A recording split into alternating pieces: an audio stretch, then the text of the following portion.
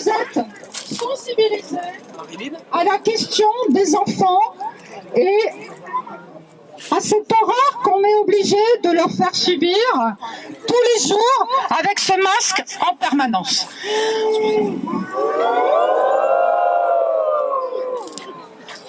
Je suis médecin psychiatre, raison pour laquelle, sans doute, j'ai été en éveil tout de suite, dès la première prise de parole du président Emmanuel Macron,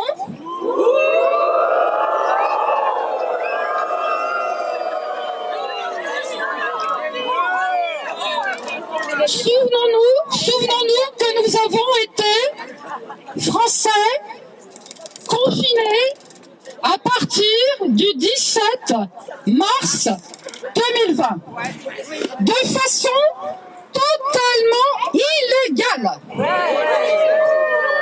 Les parlementaires ont voté le 23 mars 2020 l'état d'urgence sanitaire. Nous sommes depuis un an dans un état qui n'est plus un état de droit. Cet état d'urgence sanitaire qui a été prolongé jusqu'au 1er juin 2021. Et attendez-vous, mesdames et messieurs, malheureusement, que cet état d'urgence rentre définitivement dans le droit commun.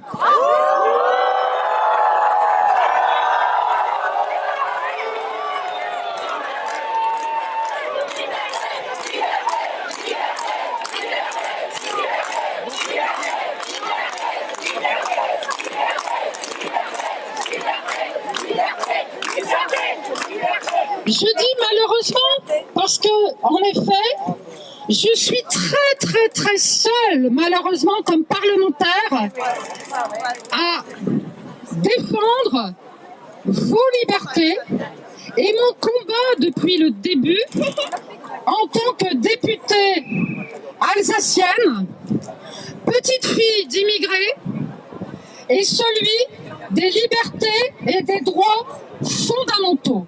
C'est absolument capital.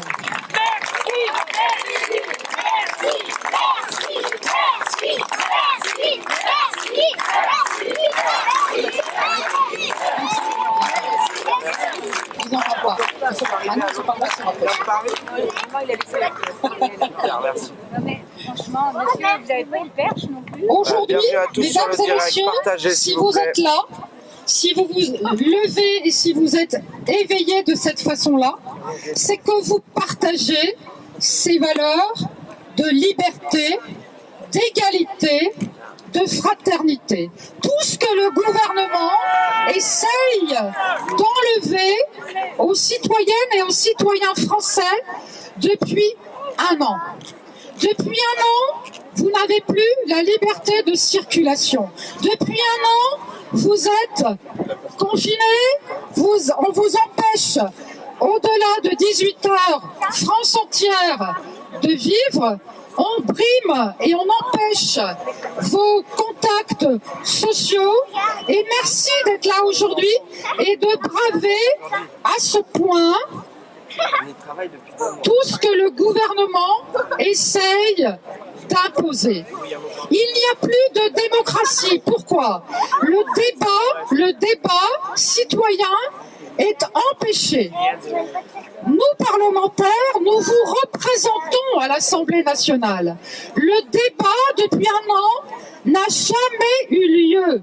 À aucun moment, nous avons débattu de cet équilibre entre la crise sanitaire, avec ses conséquences et avec cette exigence de soigner. Mesdames et messieurs, pourquoi nous sommes aujourd'hui dans une dictature sanitaire? Pour la première fois, les médecins ne peuvent plus soigner les patients. Pour la première fois, nous sommes confrontés, nous sommes face à une médecine étatique. Pour la première fois, vous avez le droit de hurler. Il faut absolument dire que nous ne sommes pas d'accord. Oui, l'ordre des médecins, aujourd'hui, je vous rappelle que l'ordre des médecins a été créé sous Vichy. L'ordre des médecins menace, nous sommes nombreux, il y a de nombreux médecins en France qui se sont déclarés dans le manifeste des libertés. D'ailleurs, j'en profite pour dire que sur ce manifeste au pluriel, liberté.org, vous trouvez un certain nombre de médecins qui ont le courage, je dis le courage, parce que les médecins sont tellement menacés que moi je comprends parfaitement que certains médecins sont en première ligne, sont là pour soigner les patients, mais n'osent pas se déclarer parce que les menaces et les pressions sont fortes. Parce qu'aujourd'hui, mesdames et messieurs, on demande aux pharmaciens de dénoncer sur un logiciel qui s'appelle Mésange.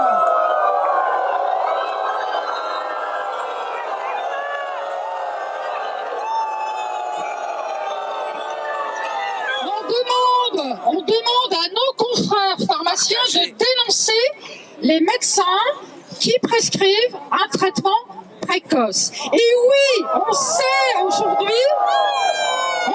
aujourd'hui, et je ne le répéterai jamais assez, c'est mon deuxième combat. Il y a les droits fondamentaux, mais il y a aussi le traitement. Il n'est pas concevable qu'aujourd'hui en France, quelqu'un de malade ne puisse pas être soigné précocement. Il y a plus de 280 études qui démontrent que l'hydroxychloroquine, l'azithromycine, la vitamine D, le zinc et plein d'autres choses, parce que je sais que derrière moi, et notamment Sheila, pourrait vous parler encore beaucoup mieux que moi de toutes les plantes qui peuvent aider, mais surtout, et il y a encore, j'oubliais l'ivermectine, ce sont des médicaments qu'on connaît depuis tellement longtemps, qui ne sont pas chers et qui sauvent des vies tous les jours. Et je ne le répéterai jamais assez.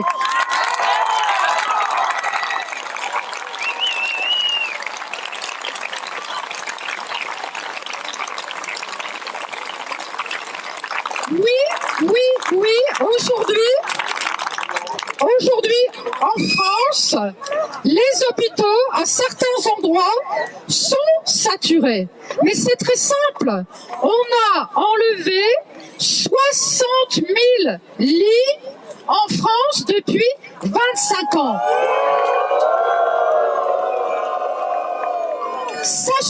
Sachez, et j'ai très peur pour deux choses. La fragilité de l'hôpital public. On est en train de détruire l'hôpital public.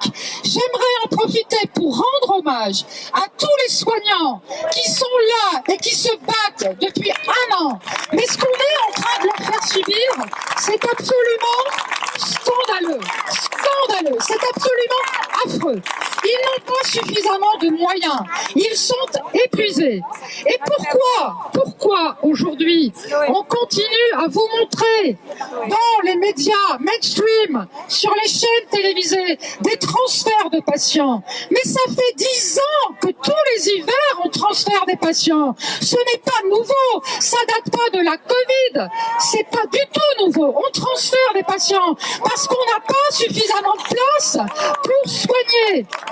Mais si on soigne dans les 72 premières heures, qu'on soit un peu en surpoids, qu'on soit obèse, qu'on soit un enfant, et d'ailleurs les enfants n'ont jamais ou quasiment jamais la Covid, il faut le redire, qu'on soit âgé, qu'on ait des pathologies chroniques, si on est soigné, on ne meurt pas de la Covid.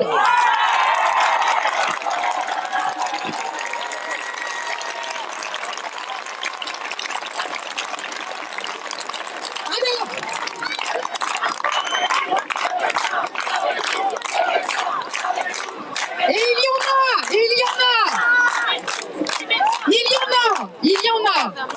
savez, nous avons été 5 à prendre conscience dès le mois de mars 2020 que véritablement le discours du président était totalement dissonant. Dissonant, pourquoi? Parce que de dire « et l'État doit protéger les plus vulnérables », c'est dans le préambule de notre Constitution. L'État doit vous protéger. Et d'entendre un président qui dit, rappelez-vous, nous sommes en guerre.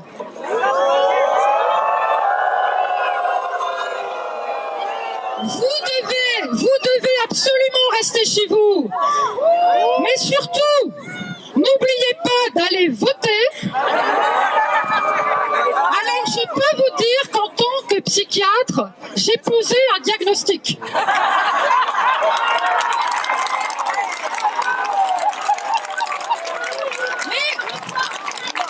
Mais secret professionnel, je garde pour moi le diagnostic. Voilà. Et donc, depuis un an...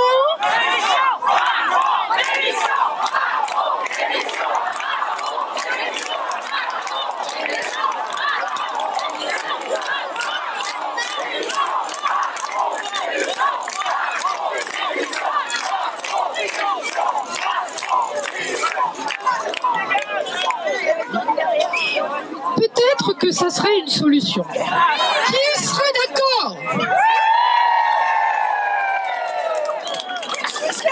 Mais très simplement, dans mon travail de parlementaire, qui est de contrôler et d'évaluer l'action du gouvernement, qui nous impose tous les jours plus des restrictions, et je suis véritablement inquiète pour vous, mesdames et messieurs, parce que quand est-ce qu'il y a eu cette réflexion éthique que notre démocratie française aurait dû mettre sur la table, qui est celle de l'évaluation des dangers de la crise, donc cette évaluation sanitaire, mais avec ses conséquences économiques, et on n'en est qu'au début des conséquences économiques, avec ses conséquences sociales absolument catastrophiques. Et je peux vous dire, malheureusement, que les Français, mais vous le savez parce que vous êtes sans doute aussi touchés dans votre chair, touchés autour de vous, les étudiants, les jeunes, cette jeunesse qui est notre avenir.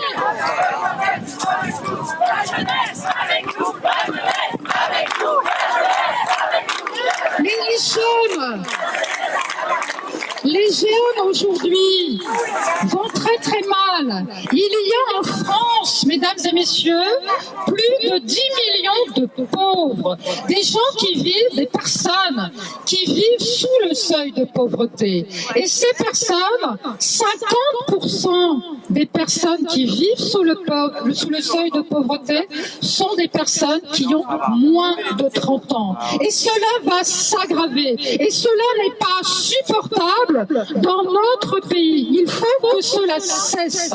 Absolument, il faut arrêter. On va peut-être parler des actions et peut-être recentrer aussi, parce que cette journée, partout en France, et demain aussi à Strasbourg, parce que je quitte après Carlo, et Carlo sera demain en Alsace à mes côtés.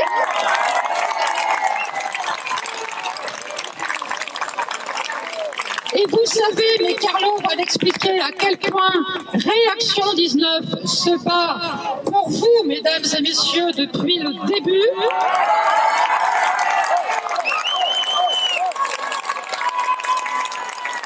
Pour les enfants! Et nous sommes là aujourd'hui. Si vous êtes là aujourd'hui, c'est pour les enfants. J'ai parlé de la jeunesse.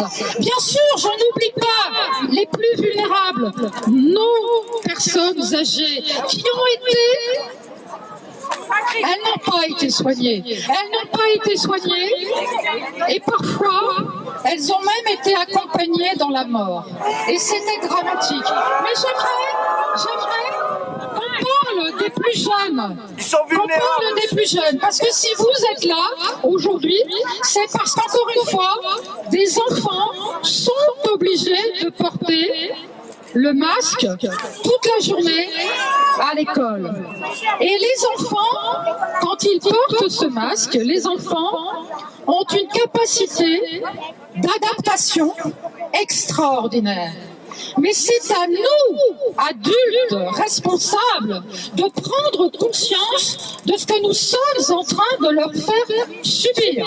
Des enfants qui ne sont pas capables, aujourd'hui, en cours élémentaire, en cours préparatoire, d'apprendre la langue française, d'apprendre à écrire, d'apprendre à parler, parce que si la personne adulte face à eux est masquée, ils ne peuvent pas entendre les phonèmes, ils ne peuvent pas voir les expressions du visage. Et pour eux, non seulement il y a un effort supplémentaire à faire, bien évidemment pour les professeurs des écoles aussi, et ils sont, et je pense que Carlo détaillera ça tout à l'heure, ils sont aujourd'hui très fatigués en fin de journée. On sait que leur taux d'oxyde de carbone augmente dans le sang.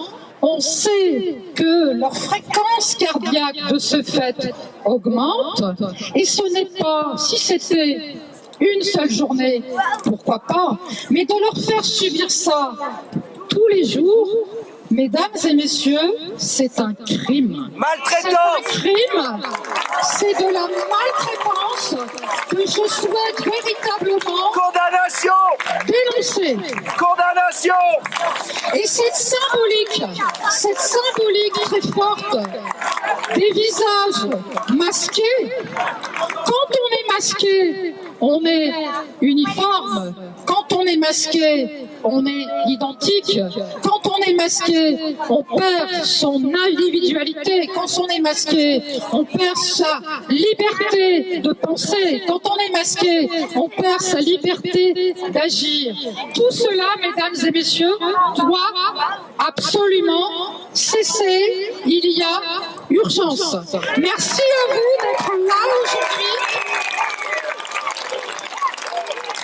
Et peut-être qu'on reviendra, mais je vais passer la parole à Carlo. On reparlera des différentes actions. Carlo, on met plein en place. Et de mon côté, je ne vais pas vous assommer avec des choses un peu austères du travail parlementaire, mais je peux vous dire qu'il y a du pain sur la planche. Je vais terminer en vous disant: allez regarder sur le site de la coordination santé libre. Vous êtes peut-être déjà inscrit sur Réinfo Covid. Vous êtes peut-être déjà inscrit indépendant de Big Pharma. Nous devons, dans nos publications, être irréprochables sur le plan scientifique. Nous allons tenter d'améliorer notre communication, parce qu'on apprend aussi à communiquer. C'est un métier qu'on ne maîtrise pas forcément, nous les médecins, mais nous devons pouvoir partager des messages très simples. Et je vais conclure. Oui, il y a un traitement ambulatoire précoce. Oui, on peut même, en prenant de la vitamine D, du zinc, se protéger. Si vous êtes malade, si autour de vous, vous êtes malade, surtout n'attendez pas chez vous avec votre boîte de Doliprane. Surtout, allez trouver un médecin pour être soigné.